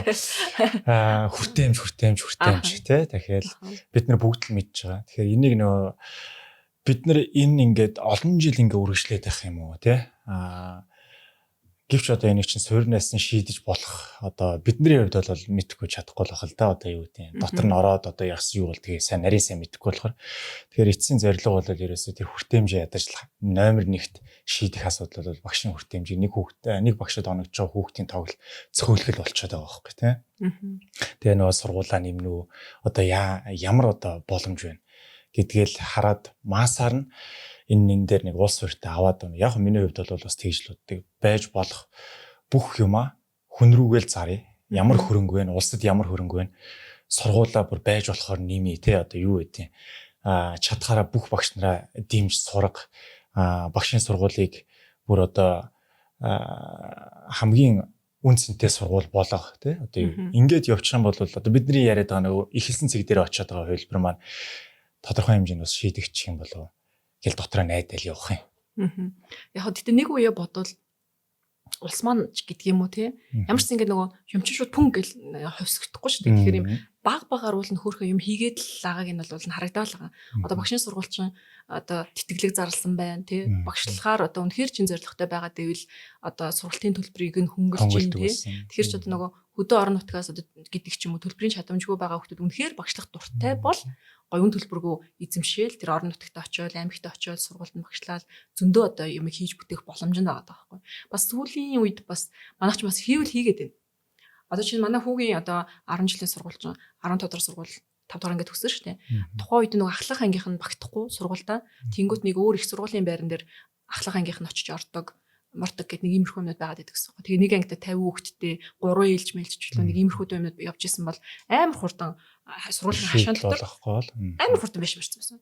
Тэгэхээр уул нь манайх чинь хийвэл бас яг хийхээ хүрүүлээс айгүй хурдан хийгээд байгаа байхгүй. Тэгэхээр яг энэ шиг ингээд төр зэсэг банц боломжоор шийдээд явж байгаа хаа. Тэгэхээр бид хэд нөгөө тэр юм тийм амар нөлөөлж чадахгүй. Гэхдээ одоо өөр өөртөө хувьд чадлаараа одоо миний хаалгыг татаад ороод ирсэн нэг 10 хүүхэдтэй тий чадлаараа одоо математикийн хоцрогдлгүй байлгаал одоо тэр над дээр зориод ирж байгаа хүүхдүүдийн хувьд л одоо математикийг одоо чадлаараа сайн сургая, суурийг нь сайн тавья л гэл. Одоо энийг яг би хин хэлснийг бас мэдэхгүй л байна л да. Тэгээд яг хайгаад үтсэн эзнийг нь олсонгүй. Нэгэн профессор дээр мундаг багш гээл тэ одоо ингээд очижээ математикийн. За тэгээд хүүхдээ аваад очсон. Тэгээд багш хүүхдийн шалгасан байна. Хүүхдийн шалгасан чинь багш эцэгт нэг үг хэлсэн баг. Математикт нь сайн болох гэж зорж ирснийг чи ойлгож байна. Гэхдээ эхлээд монгол хэлээ сурч чадвар өдрөө. Монголоор уншаад ойлгодог болчихоо гэж хэлээд явуулсан. Тэрний дараа би энэ хүүхдийг чинь хүссэн төвшин чинь авчиж өгье гэдэг. Тэгээ би энэ их сурвалжийг нь бол яг хин хэлснийг нь бол олж чадсангүй. Гэтэ энэ бол ам данц яриа юм уу? Мэдгүй. Тэгэхээр миний бас нэг эмзэглэж явдаг нэг зүйл байдаг. Яг энэ хэлний асуудал бол Монгол улсад асар хурцтайгаар одоо хувьсаад ялангуяа одоо англи хэлний хэрэглээ мэдээж хэрэгтэй. Гэхдээ монголоор ярьдаг хүүхдүүдийн тоо өдрө болгон өдрөөр тусам цөөрөөд. Тэгвэл математик дээр монгол хэл яагаад хэрэгтэй юм бэ? Өстой хэрэгтэй шүү дээ. Одоо сүүлийн жилүүдэд нөгөө би яг математик заахаас илүү монгол ярьдаг болчихлоо. Тэг би нөгөө багш нартай хэлээд яад аахгүй нэг бодлого ботгоол тэгэхээр тэр дунд нь ингээ өгнүүд байгаа шүү дээ. Нэг бетон гэл те. Бид нар чинь бетан гэж ярьдаг болохоос бетон гэж уншихгүй шүү дээ. Хүүхдүүд чинь тэр шиг аяг хөөрхөн уншин заяа. Бригад гэж юу вэ гэл заяа.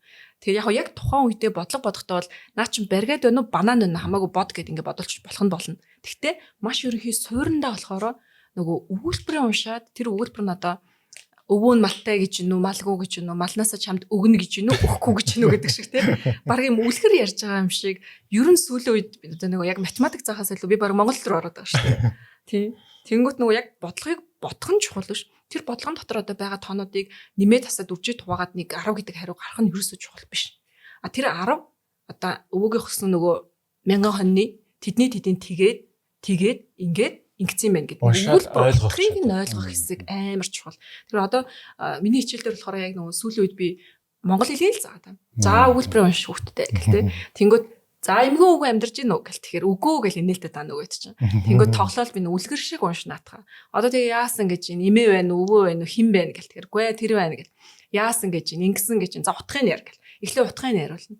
Тэр сүүлийн үед ерөөсөө л нөгөө бодлого бодно гэж хүүхдүүдэд монгол хэлний өгүүлбэрийн утгыг ярих болоод байгаа. Тэгэхээр ерөнхийдөө нөгөө массын боловсрал доошоо байгаа. Тэр нөгөө түрүүний PISA-гийн судалгаан дээр чинь математикийн боловсрал бол дунджаасаа доошоо ч гэсэн унших чадвар нь бүр нэлийн доошоо гараад байгаа юм лээ шүү дээ. 3 хүүхд тутмын 2 нь уншсан зүйлээ ойлгох чадваргүй байсан. Тийм. Тэгэхээр бид яг одоо математик гэдэгээс илүүтэй давхар одоо нөгөө монгол хэлний ерөнхий суурь одоо чадрыг нэлээд сайжруулах хэрэгтэй. Тэгэхин тулд өөрөө чинь санаачлаад байгаа. Номтой нөхөрлөх гээд байгаа хэсэг бол нийгэм дуулан нөгөө массыг хамарч чадвал үнэхээр гоё зүйл. Масс да ялангуяа юм нөгөө бага ангиас нь эхлээд одоо 10 жилийн хүүхдүүдийг одоо ном уншдаг болгох бол айгүй хэрэгтэй л зүйл байгаад байгаа. Их ном уншсан хүн чинь ядаж юмны утгыг учрыг нь тайлаад ингэсэн юм байна. Ингүүл ингэсэн юм байна. Бодлогынхаа өгүүлбэрийг ч ойлгоогүй хүүхдэд түрүүний одоо хэлснээр чинь юу ч заах боломжгүй. Тэр одоо тийм одоо шалан тэдэн метр квадрат тэр шалныхаа одоо 20 метр квадрат шалны 2-ны 1-ийг будах гэдэг юм уу 4-ний 1-ийг будах гэдэг юм уу яах гэдэг гэдгийг ойлгоогүй хүн дээр арийнхын үйлдэлүүд явах ер нь боломжгүй гэсэн үг байхгүй. Тэр ерөөсөө л өгүүлбэрийг сайн ойлгох хэсэг бас математик дээр айгүй хэрэгтэй гэсэн үг.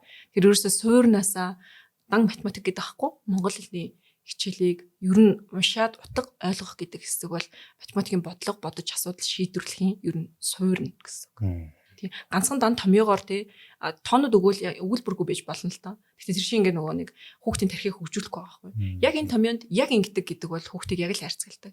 Энэ томьёог хэрэглээл энийг гаргаараа яг тэрийг хэрэглээл байна. Явж явжгаад нөгөө нэг түрүүний энэ ингэсэн тэр тэгсэн тэгвэл яах вэ гэдэг асуултанд хариулж хариулжгаад энэ ингээгүй тэр нь тэгээгүй яах вэ гэдэг асуултанд хариулж чадхал болох гэдэг юм гэсэн. Тэгэхээр ерөөсөө л юмыг олон талаас нь ухаж ойлгодог, өгүүлбэрийг уншаад асуудлаа шийдвэрлэхийн тулд ерөөсөө хүүхдүүдийн тархийг задлахын тулд тэр монгол хэлний нэг суурь чадамж математикийн өмнөөс маш чухал хэрэгтэй л байгаа гэсэн үг. Нэг зүйл санаанд орчлоо манай ажлын газрын хүний хүүхэд нь тэгсэн гинэ 1-р ангид ороод сурцраад 2-р ангид орсож дахиад монгол хэл ороод ирсэн гинэ монгол хэл. Тэг ингээ харснаа сурцсан ш гэсэн чинь монгол хэл дахиад орох юм уу сурцсан ш гэж. Бидний боддог монгол хэл гэдэг чинь зүгээр яриад байгаагаа монгол хэл сурцсан гэж ойлгоод байдаг. Гэвч одоо энэ утга зүй ойлгох. Тэг яг манай салбар дээр бас тийм байл. Миний хувьд бол яг энэ 10 гаруй жил ерөөсөө л энэ монгол хэл гэж унших гэдэг зүйлс ярьсаар л байна. Тэгээд яагаад яриад байна гэхээр манай спортын нэг төрөл байдаг, үг цээжилдэг төрөл байдаг. Тэрэн дээр жил ирэх тусам хүүхдүүдийн чадвар унж орж ирээд байгаа. Зөв бичгийн дүрэн болол маш суларч орж ирж байна. Тэгээд саяхан хүүхдүүдтэй яг юу яалаа? Яаж унших юм? Яаж уншдیں۔ Яавал үр дүнтэй уншдیں гэдгийг хүртэл заалаа. Тэгээд нэг номны ард гаргалаа. Тэгээд эцсийн бүлэгтээ тэр өөрсдийнх нь сураад тэмцээнд ороод өрсөлдөх гээд байгаа сэдвийг нь дамжуулж л одоо сурах гэдэг нь шүү дээ. Тэгэхээр унших чадварыг сурах гал ингээл яваад байна. Дээрээс нь нэг юу яалаа? Ангид лекц танилцуулах гээд орлоо. Тэгсэн тэн дээр тэгж ярьж байгаа хүүхдүүд бол дан англиар ярьж байна. Зөв англиар ярих нь зөв. Гэхдээ эцэст нь та Монголд амьдрна. Тэ? Монгол хэл бол номер 1 бидний бас язгуур эрх ашиг энэ монгол хэлэн дээр л явж байгаа. Хэл дуусвал одоо ингээд үндэстэн мөхнөө гэж ярьж байгаа. Тэгээд яг энийг бас ойлгуулах гэж хичээж хүүхдүүдийг одоо эцэг эхчүүдийг ялангуяа монгол хэлний сайн сургаад өгөөч. Монгол хэлний сургаад. Монгол хэл байхгүй.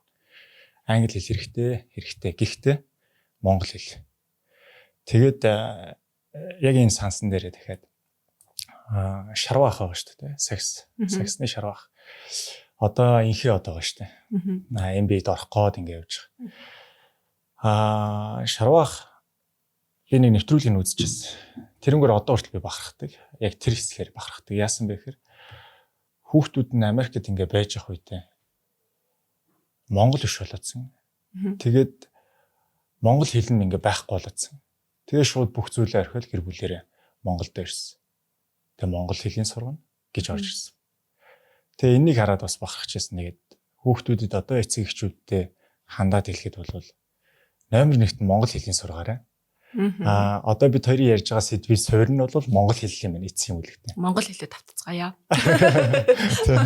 Нөгөө математик сурахын тулд монгол хэлээ сур гэдэг бол яг үнэн болж таа.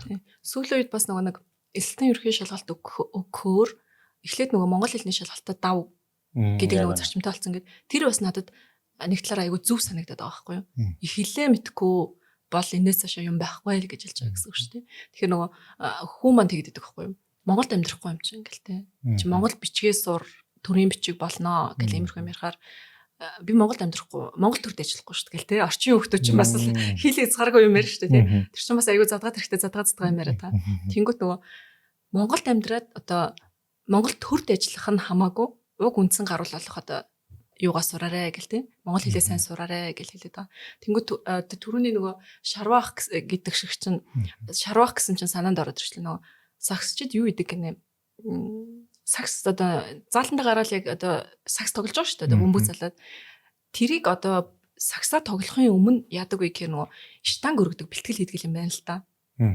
Тэнгүүд мэдээж бид одоо саксч чинь одоо зааланд гараад штанга өргөхгүй шүү дээ. Тэр штанг өргөх нь одоо сакс тоглоход нь ямар хэрэгтэй байгаа гэхээр ерөөсөө цээжний булчиныг хөгжүүлэх дасгал болоод тэгээ цээжний булчин сайтай хүмүүс ч одоо бодвол одоо шийдэлт мэдлэлтэн лагч байдаг ч юм уу те.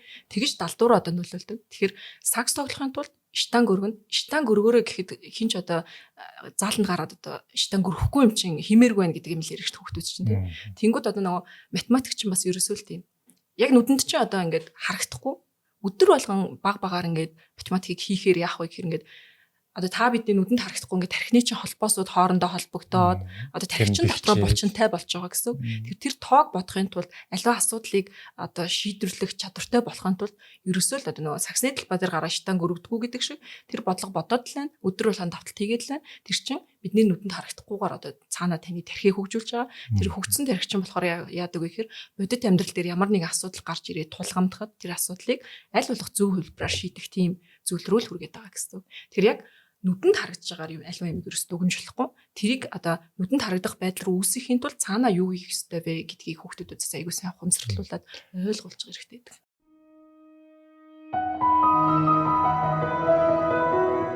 Подкастын ерөнхий ивент тэтгэгч Монголын оюуны Академи Монгол оюуныг дэлхийд таниулна.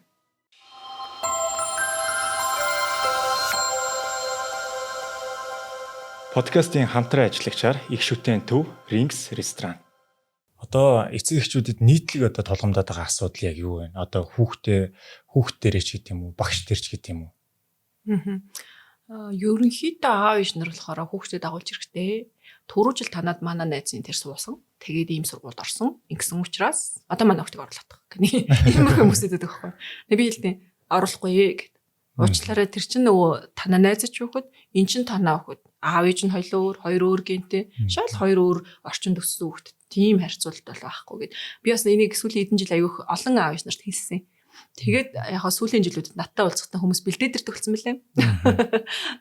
Тэндээс сонсон, эндээс сонсон гэд ирдэг болсон. Тэнгүүд аав ээж нарт ерөнхийдөө юу хүсэж идэг вэ гэхээр би одоо жоохон бахта цаандаа сайн байсан. Би өөрөө юм мундаг байсан. Тэгний яагаад юм байгаа юм бол гэх нэг юм яриад. Гэхдээ тэр чинь ингээд эцэг их нь 2 гийн холтоод үсээд хөгжөөд гараад ирсэн хүүхд чинь яг тань шиг байх боломжгүй шүү дээ. Тэгэхээр ерөөсөө л нийтлэг эцэг эхчүүд маань хүүхдээ хүлээн зөвшөөрөх хэсэг бидэрт хэрэгтэй байгаа. Одоо чинь ингээд хүмүүс тэгдэг штэ. Та ч өөрөө тооны өгшөм чинь хүүхд чинь тоондоо амар бах та гэлтэй үгүй гэдэг юм.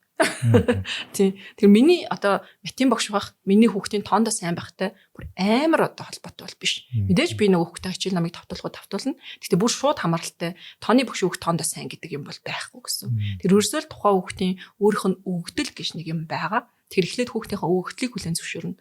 А үнэхээр нөгөө тархин юм заахад задардаг улам ингээд ухаад нухаад олимпиадын бодлого хүндрүүлэхэд ингээд бодоод идэг бодгоод хичээгээд идэг ийм одоо потенциалтай хүүхдүүд байдаг. А зарим хүүхдүүд болохоор яг л стандарт барих тийм потенциалтай хүүхдүүд бас байдаг. Тэгэхээр нөгөө хүүхд чинь аль нь вэ гэдгийг одоо илрүүлээд мэдчих юм бол хүүхдээс хүлээн зөвшөөрөх хэрэгтэй. А үнэхээр тийм хүнд амар олимпиадын бодлого бодоод математик олимпиадаар явахаар тийм чадамжтай хүүхэд байвал мөн бол явах нь зөв. Цаашаа хөгжүүлэх. Тийм цаашаа хөгжүүлээд байх нь зөв. А үнэхээр тийм боломжгүй хүүхэд байхад одоо ингээд хажуу найзынхаа хүүхдэд харьцуулаад эдний хүүхэд ийм юмд яваад ийм болсон учраас миний хүүхдийг ийм болгоох гэдэг шаардлага бол үнэхээр биш болохгүй гэсэн.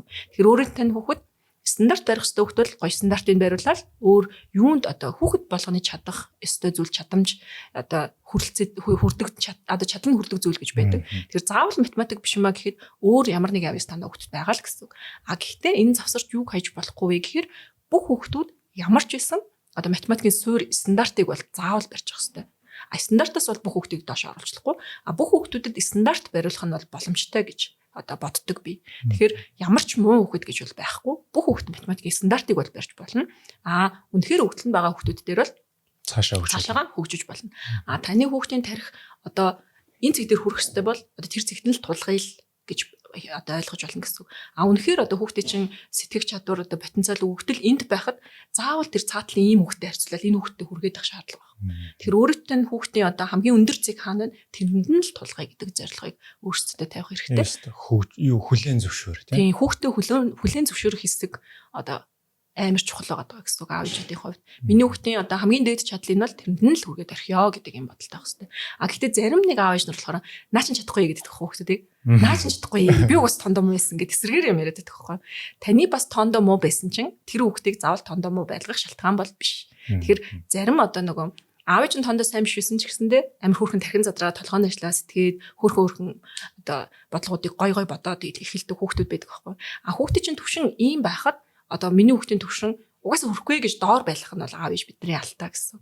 Тэгэхээр аль болох хүүхдийнхаа бэж болох боломжит дээд зэгтний төлөө хүүхдүүд авчи. Нийт хүүхдүүдийн хувьд болохоор ерөөсөө стандартыг бол ерөөсөө алдах гэсэсгүй. Бүх хүүхэд стандартыг бариулж болно гэсэн үг. Гой сонсогч. Бүх хүүхдүүдэд стандарт бариулж болно гэдэг хэсэг бол үнэхээр сонсоход таатай. Тэгээд түрүү хэлжсэн чинь нэг юм орж ирлээ. Манай охин над руу гинт заалгаваа. Нэг сарын өмнөх. Ойлаа залууч. Тэгээ би сандраад юу болчихвоо яач вэ гэж. Би заавал юм цээжилдэг байх албатай юм уу? Би заавал энэ юуны Рубикийн шог эвлүүлэх чадвартай байх хэрэгтэй юм уу? Гэдэг чинь. Яасан миний охин гэсэн чинь. Хүн болгон л ирээл чи энийг цээжилж чадах уу гэх юм. Энийг эвлүүлж чадах уу гэх юм. Гэхдээ би чадна, гэхдээ би чадахгүй гэж хэлсэн. Начиг аштагаар шүү дээ. Тэгээд тэрийг бодчиход тэгэхээр миний охин заавал албагүй. Тэгээд дуртай юм хийн. Мэдээж тэрийг сурцсан. Гэдэг бол стандарт болох гэдэг шүү дээ. Тэгээ ямар тааш бас энэ хүүхдүүдэд стандарт бариулж болно гэдэг бол үнэхээр гоё байна. Дээрэс нь таны би хамгийн ихэнд ингээд асуужсэн. Таны хичээлийг ингээд үзэх үнэхээр таатай байна, сонирхолтой байна. Олон хүмүүс танд бас энэ зүйлсийг хэлж ирсэн баг.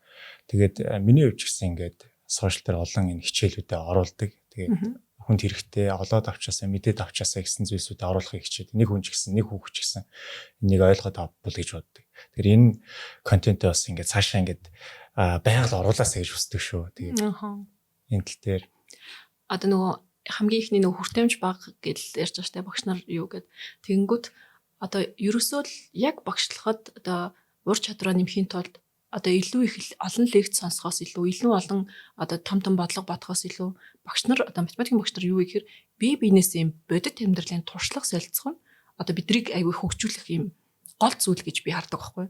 Тэгэхээр нөгөө бид нөгөө залуу багш нарын хичээл дээр суугаад ч гэсэндээ энэ хөгч энийг ингэж заад юм байна штэ гэдэг юмыг олж хардаг. Одоо ямар ч багш хичээл дээр сухад тэр багшаас тухайн сэдв дээр гэдэг нэг мэдрэмжийг дандаа авдаг байхгүй. Тэгээ тэрийг ингээд бие биендээ туршлага болгоод өгвөл бол бид нар одоо айгүй хөгжих гээд байгаа байхгүй. Тэнгүүт түрүү нөгөө хэлсэн шнэ. Манай салбарын нөгөө миний бодлого бодоод байгаа контент болохоор яг нөгөө тусгаалan бэлддэг. Тухайн өдөртөө ингээд нэг боломжтой өдрөө одоо миний бүтэн хичээлийг бичингүүтэл бодлого болон орон тастал ингээд тавиад байгаа хичээл байгаа. Боломжтой бол одоо ийм хичээлүүд улам байвал одоо зүгээр гэж одоо харж байгаа одоогийн байдлаараа жишээ нь ингээ манайх руу орон нутгаас хүмүүс уцтаад идэг байхгүй юу. Одоо мэдээж орон нутгчин Улаанбаатарыг бодвол яаж утсан бүрл хүртээмж багтай байдаг байх. Тэнгүүд таны хичээлийг чи манай хүүхд үзээд ойлгоод байна. Таад ингээ орон нутагт ирэх үү гэдэг цөөхөн ямар ч нэг хэдэн хүмүүс залгаад над руу тэгээд байгаа байхгүй юу. Тэгэхээр миний хувьд болохоор тэр хичээл бичлэг хийсэн чигээгүй ч явдгаараа явна. Би тэр өдрийн хичээлийг заадгаараа заагаал өрөндөгөөрөө өрнө. Тэнд байгаа хин нэгэнд хэрэг болж байгаа гэдгийг мэдрэх мэдрэмж нь бас айгүй зүгээр. Яг үнэхээр боломж нь цаг зав нь бидэг бол яг гоё зориулаад үнэхээр ингээл бэлдээл ормоор байдаг л та. Гэхдээ үнэхээр багшийн ажил бол ачаалтай. Яг үнэ. Тусдаа цаг гаргаад одоо тэр бодлогыг би ингээд заая гэд тусдаа самбар юугаа бэлдээд ингээд явах боломжгүй. Одоо миний одоо боломжит хөлбөр юу вэ гэхээр нэг өдрийн хичээлийг бичээл тэрийгэ бодлого болгоноор тастаа оруулаад явж байгаа гэсэн. Тэнгүүт бусад багш нар маань ч гэсэндээ бас нөгөө одоо боломж нь байдаг бол ямар нэгэн хичээл ямар нэгэн бодлогыг ингэж зааж байгаа гэдгээ бас тавиад өгвөл одоо хаа хоолоо гаслагдсан орон нутгийн хүүхдүүд ч гэдэг юм уу те орон нутгийн хүүхдүүдээс гадна бусад математикийн багш нар чинь энэ сэдвийг ингэж заад юм биш үү гэдгийг бие биенээсээ хараад туршлагатай болоод бид эд чинь ингээд өөрсдөө бие биенээсээ туршлагажаад ингээд улам сайжаад ивэл зөрөөл одоо бид бүхний нөгөө үр хүүхдүүдэд очих одоо заагдаад очих хичээл маань л улам чанарчаад явж байгаа гэсэн үг шүү дээ тийм. Тэгэхээр боломжтой байвал ийм контент бас олон байвал зүгээр гэж харж байгаа. Сөрөг тал бас байгаа. Юм чи ингээ хоёр талтай. Би бол ингээд айгуу гоё хүмүүст ядаж нэг 5 бодох гэсэн хүүхд хараад ойлгож ихтэй. Ерөнхийдөө бол одоо бид эд чинь хүүхдэд утасны хэрэглээ их болсон шүү дээ. Тэгэхээр байнгын рил гүлгээд байгаа хүүхдийн юу вэ гэхээр ерөөс юм анхаарал төвлөрөлт айгуу байхгүй болоод байгаа байхгүй. Ерөөс ингээ тогтос суух чадвар, төвчээр те ерөөс юм хурдан юм 10-15 секунд юм хурдан рил гүлгээд байгаа хүмүүс чинь юм нөгөө ерөнхий өөрийнх нь юм нөгөө юм хүлээж авах чадвар байхгүй болоод ажиллаад байгаа байхгүй. Тэгээ тэрнтэй холбоотой үнэхээр рил гүлгэж чагаад гэд нэг тэр дундыг бодлого гарч ирээд ингээд бодчих болох юм байна штэ гэдэг ганц минут ч болсон тэрийг нэг үзээд нэг 5 хүүхч гэсэн ойлгоод аваасаа гэж бодоод бол анх тэрийг оруулж эхэлсэн байхгүй. Тэгэнгүүт хүмүүс бас нөгөө аюу бас шүүмжилж илээ. Яг нь нөгөө шүүмжийг бол хүлээж авч болно. Гэхдээ нэг юм ямар ч гэсэн одоо би ингээд хийгээд одоо надаас одоо жишээ аваад дараагийн өөр гой залуу багш нэг юм хийх гэхээр нөгөө бас хитрхийх нөгөө нурууг нь аваад одоо хүмүүсийг хүндлэхгүй хайрлахгүй гадахаар дараагийн хийх хүний одоо зоригийг бохоочих үедээ гэд жоохон бодоод байгаа. Тэгэхээр хин нэг нь ямар нэг юм хийж ивэл айгуу гоё юм дэмжиж өгч байгаарэ. Мэдээж бүх зүйл хүнд таалагдах албагүй шүү дээ. Таалагдахгүй зүйл байж болно. Алгасааг үтгэж чинь байна. Тэгэхээр энэс цааш бас олон залуу багш нар янз янзын юмнууд сэтэд хийх бах. Тэгэхээр би бинээсээ гоё ингээд суралцаад явбал одоо бид идэл хөгжөөл бидний одоо хүүхдүүдийн амьдрах ирээдүйн гоё нийгэмл зохицлохын төлөө бүгд амьдарч байгаа гэсэн үг шүү дээ. Эцэст нь бид бүгд л хамт амьдрахаас байна шүү дээ. Тэгээд миний хамгийн сүүлд танаас асуух асуулт бол яагаад бид боловсрол эзэмших ёстой? Боловсролыг яагаад бид нэг тавих ёстой юм бэ? Боловсрол хэрэггүй шүү дээ. Тий. Би одоо ингээд ерөнхий боловсролын сургуульд сураагүй бол тий үргэлжлүүлээд математикийн багшаа ингээд сураагүй бол боловсроогүй бол одоо энэ олон хүүхдэд хичээл заагаад тий та бидний одоо хүүхдүүдийн амьдрах тэр гоё нийгмийг бүтээх энэ хүүхдүүдэд би математикийн суурь мэдлэгийг заах боломжгүй сууж байгаа лээ тий. Тэр зөвхөн боловсрал гэдгийг математикаар бол хэмжих боломжгүй. Бүх төрлийн зүйлийг би одоо боловсрал гэж харж байгаа гэсэн. Одоо энэ барилгын гадна талын фасадыг будаад сууж байгаа хүн бол яг нь барилгын чиглэлээрээ өөрийгөө боловсруулсан тийм хүн байгаа гэсэн. Тэгэхээр боловсрал бол одоо зөндөө олон салбарт хуваагдаж байна. Өөр өөрсдийнхөө одоо боломжит одоо хувилбараараа өөрийнхөө хамгийн дээд түвшинд боловсруулад өөрийнхөө хувьд одоо ирээдүйд одоо хамтдаа нэг нийгмийг бүтээж амьдрах хүүхдүүдийн хувьд одоо хамгийн сайн сайхан амьдралыг бэлгэлэхийн тулд бидэрт бол боловсрал үнэхээр хэрэгтэй. Тэр ганцхан математикаар хэмжихгүй одоо хүн юу хийдгүү тэр өөрийнхөө урдах ажлыг л үнэхээр сайн тултал хийнэ гэдэг чинь л одоо таны тэр чиглэлийн одоо боловсрал гэж ойлгож байгаа гэсэн. Нэгэсэндээ тэр мэдлэгийг ур чадвар болго. Тийм. Бас дахиад нэг асуулт асуугааг үлдээч. Тэгээд хандлага чухал уу? Бид нар энийг бас төдийлөн их ярьдаггүй юм шиг санагддаг. Мэдээж боловсрал чухал.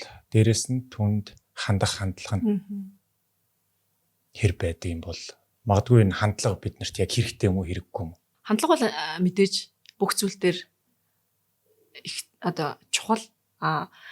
Ямар нэгэн асуудал хүнд тохиолдлоо гэж бодоход тэр асуудлыг одоо чи ингээд 100% шийдэх хэрэгтэй байхад 10% нь одоо ингээд чамд юу тохиолдсон гэдэг дээр нь 10%.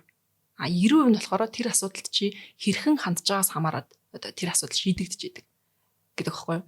Тэнгүүт одоо шинэ өглөө гараад хүний амьдрал чинь ингээд өдөр тутам ингээд тааж мэдхгүй тоолж барамгүй зөндөл асуудал тохиолдож байгаа шүү дээ. Тэр ямар нэгэн асуудал гарлаа гэж одоо шинэ ингээд машины манд дугуй нааш ирж яхад ингээд хагарчлаа гэж бодъё л та тий. Машины дугуй хагарлаа гэдэг процесс дээр би яа дугуй хагарч одоо би яаж амжинаа яана инэ гэдэг ийм сөргөөр хандаадах юм бол юу гэхээр тэр өдөр маань тэр чигтээ бодолчих жоохгүй. Тэрний оронд би бараг л тий тохиолдож байгаа зүйл маань ядаж нэг л дугуйд хагарч тий 3 дугуйн зүгээр юм байна гэдэг шиг хандах юм бол аливаа асуудал ер нь бол ерөнхий амьдралд тохиолдож байгаа бүх асуудлууд илүү эвтэйхэн юм эргээр шийдэгддэг. Тэгэхээр ерөөсөн юу тохиолдож байгаа нэг амар чухал биш. Тэр асуудалд чи хэрхэн хандж байгаа гэдэг хандлагаас ер нь зөвхөн математик гэхгүй амьдрал дээрх бүх асуудлууд шийдэгддэг санагдаад байдаг. Тэгэхээр одоо ер нь амьдрал дээр байдаг шүү дээ. Эхнээсээ нэг юм ууртаа ааштай орчгоор тэр ажил процесс нэг юм өдөржингөө ингээд хүн стресс өгөөд ууртаа ааштай нэг юм мэдрэмж нь муухай онцгой өргөд идэг. Энэ юу ах вэ те? Эсрэг нэг 90% нь нэг юм эрэг талыг хараад за юу ах вэ? Нэг ганцхан дугуйл хагарч харин ч 3 зүгээр бүтэн байна штэ гэдэг сэтгэлгээгээр аливаа юмд хандаад явах юм бол ер нь өөртөө ч стресс багтаа өрөөлтөж стресс багтаа ер нь аливаа асуудлыг шийдгээд дэчгүй дээ. Тэгээд яг энэ подкастыг хийж байгаа зорилго бол бид нэр энэ боловсрал яагаад олох хэвтэй. Тэгээ энэ мэдлэгийг мэдлэг болох мэдлэг нь өөрөө ур чадвар. Ур чадвар дээр нэмэх нь хандлага гэдэг ойлголтыг хүмүүст өгөх гэж хичээгээд байна. Тэгээд ямар ч байсан энэ удаагийн дугаарт хүрэлцэн ирсэн танд баярлалаа. Тэгээд танд амьдралд нь хамгийн сайн сайхан гэгээлэг бүхний хүсье. Ажилд нь илүү их одоо амжилт бүтээлийг хүсье. Баярлалаа. Баярлалаа. Тэгээд подкастын төгсгөлд одоо үзэж байгаа хүмүүстээ хандаж хэлэхэд альва зүйл бол ерөөсөө л давталт идэг. Ямар нэгэн зүйлэн дээр одоо математикч байна уу, одоо хан будагч байна уу, шал угаахч байна уу тий юу байна ерөөсөө хамаахгүй аливаа зүйлийг ерөөсөө олон удаа давталт хийснээрээ тэр зүйл дээр өөрийнхөө одоо хийх чадварыг илүү ахиулаад илүү боловсронгуул болдог гэсэн. Тэгэхээр ерөөсөө за одоо өөрийнхөө хичээлд холбоод ирчих юм бол хэрвээ математиктаа сайжраа үнэхээр ахлах анги болчоод одоо нэлийн төвшин ч юм уу байгаа бол хажуудлаж өгт нэг удаа давтчихвэл чи 10 удаа давт. Тэгэх юм бол тэр хоцрогдыг нөхөд амжинаа л гэсэн. Тэгэхээр ерөөсөө л аливаа зүйл дээр бүх зүйл дээр юу н давталт хамгийн чухал байдаг шүү гэж хүүхдүүдтэй л. Энэ мэдээлэл та бүхэнд хэрэг болсон гэдэгт итгэж байна. Өөрийгөө хөгжүүлэх зам мэдлэгээр эхэлж, ур чадвараар үргэлжилж, зөв хандлагаар төвлөрчдөг гэж боддог. Тэгэхээр та бүхэн мэдлэгээ үргэлж нэмэгдүүлж, ур чадвараа хөгжүүлэн, үргэлж зөв хандлагаа авч яваарай. Дараагийн дугаар хүртэл түр баяртай.